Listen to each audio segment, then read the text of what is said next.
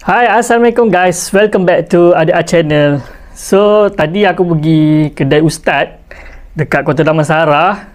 So, aku beli ni power socket daripada Aldinio. Nampak tak? So, aku nak unboxing hari ni. Harga dia aku beli 40.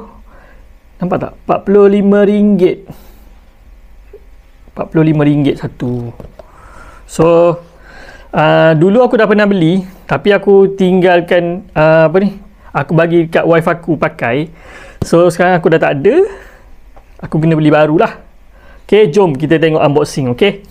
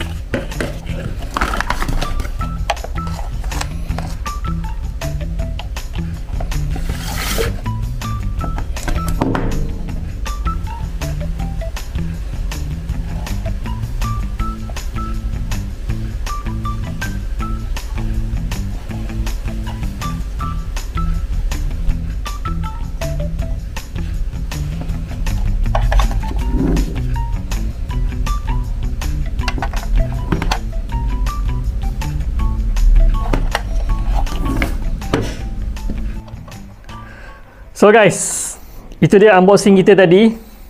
Inilah barang dia. So dia ada 6 tempat cocok USB dan 3 tempat cocok plug. Senang lah orang kata. Senang, memudahkan aku lah, sebab aku ni banyak benda nak kena cas. Cumanya dia tak adalah support fast charging. Dia bukan fast charging, dia cas biasa je. Tapi bagi aku puas hati pakai benda ni, sebab dah 3 kali aku beli lah. Dah 3 lah aku beli. 3 benda ni ada aku beli. Untuk rumah aku satu, untuk rumah wife aku satu, untuk rumah mak mertua aku satu. So, setiap rumah kena ada satu. Senang. Okay? So, pada korang yang berminat, aku boleh letakkan link pembelian dekat description kat bawah. Okay? Kita jumpa lagi dekat video-video akan datang. Assalamualaikum. Baik, jumpa lagi. Bye.